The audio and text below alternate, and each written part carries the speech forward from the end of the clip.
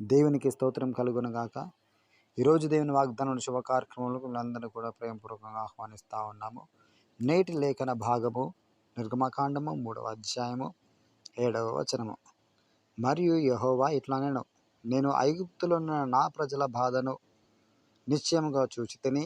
పనులలో తమ్మును కష్టపెట్టు వారిని బట్టి వారు పెట్టిన మొరను వింటిని, వారి దుఃఖములు నాకు తెలిసేయున్నవి. అవును దైవజనమా, గతించినటువంటి మాసంలో ఏదైతే బాధను నువ్వు అనుభవించి ఉన్నావో, శ్రమలలో నువ్వు పడి ఉన్నావో, దుఃఖంలో నువ్వు పడి ఉన్నావో, ఏక శత్రువు అయితే నిన్ను బాధ పెట్టి ఉన్నారో, నష్టపెట్టి ఉన్నారో, కష్టంలో పడవేసి ఉందో, ఆ నిశ్చయంగా బాధను, దుఃఖమును, వేదనను దేవుడు చూచాడని ఈరోజు మనతో మాట్లాడుతూ ఉన్నాడు.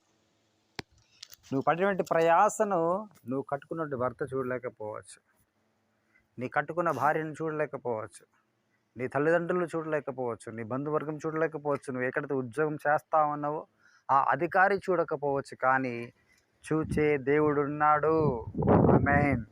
చూచే దేవుడున్నాడు, నేను చూస్తూ ఉన్నాడు. నువ్వు పడేటువంటి శ్రమను, బాధను, ఇరుకును, ఇబ్బందిని, దుఃఖమును, నీ యొక్క సలుపును దేవుడు దానిలోంచి విడిపించి నేను స్వతంత్రునిగా చేయడానికి నా దగ్గర రాబోతా ఉన్నాడు. ఇది ఇక నెలలో ఇచ్చేటువంటి అద్భుతమైనటువంటి వాగ్దానము. గతించిన మాసంలో ఏదైతే నువ్వు సంపాదించుకోలేకపోయావో, ఏదైతే నువ్వు జయించలేకపోయినావో, ఏదైతే నష్టం కూరుకుపోయావో, వాటన్నిటిలో నుంచి నేను విజయ పదవులకు నడిపించేటువంటి అద్భుతమైనటువంటి వాగ్దానము. ఆమేన్. దేవునికి స్తోత్రం కలుగును గాక. దేవుడు అన్న మాట ప్రకారముగా ఇశ్రాయేలు ప్రజల్ని ఆ ఐగుప్తు బానిసత్వం నుంచి విడిపించడం జరిగింది.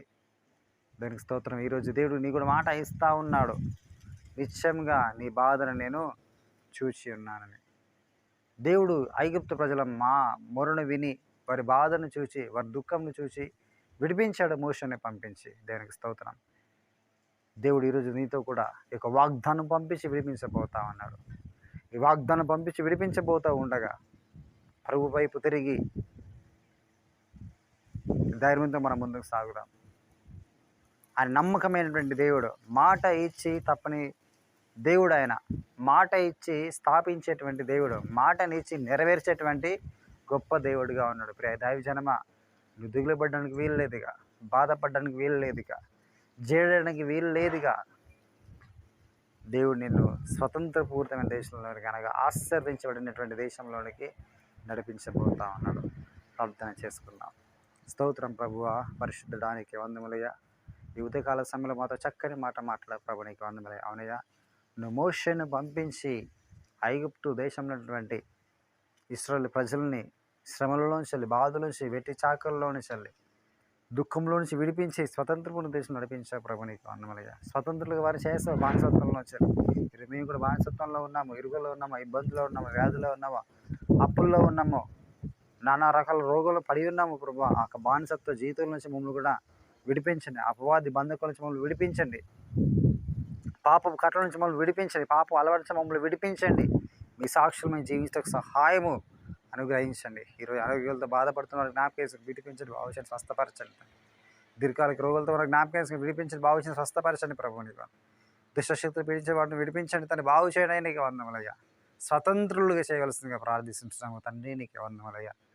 వివాహం కాని వారికి జ్ఞాపకం చేసుకుని మంచి సంబంధం మీరు అనుగ్రహించండి, కార్యం జరిగించండి. గర్భిణితో ఉన్న వారికి జ్ఞాపకం చేసుకొని ప్రభువా, సుఖ ప్రసవను అందించండి. కావాల్సిన ప్రతిదీ సమకూర్చండి ప్రభు, నీకు వందములయ్యా. గర్భం లేని వారికి జ్ఞాపకం చేసుకుంటే మంచి గర్భం తెరవలసిందిగా ప్రార్థిస్తుంటున్న ప్రభు, నీకు వందములయ్యా. ఉద్యోగులు లేని వారికి జ్ఞాపకం చేసుకుని మంచి ఉద్యోగాలకు ద్వారం తెరవలసిందిగా ప్రార్థిస్తున్న ప్రభువా, నీకు స్తోత్రము తండ్రి. ఈరోజు బర్త్డే, మ్యారేజ్ డే ఎవరైతే జరుపుకుంటున్నారు నా ప్రభా, నీ హస్తం మోషేకు తోడైనట్లుగా, ఇశ్రాయేలు ప్రజలకు తోడైనట్లుగా ప్రజలకు కూడా మీరు తోడుగా ఉంచి మీరే మహిమ పొందాల్సిందిగా అర్పిస్తుంది. కోర్టు కేసులు తండ్రి, ఇంకేమైనా తండ్రి ఇరుకులు, ఇబ్బందులు, తండ్రి ఆర్థిక నష్టాలు పడినట్లయితే నా ప్రభా మరి విడిపించండి, గొప్ప చేయాల్సిందిగా ప్రార్థిస్తా ప్రభా.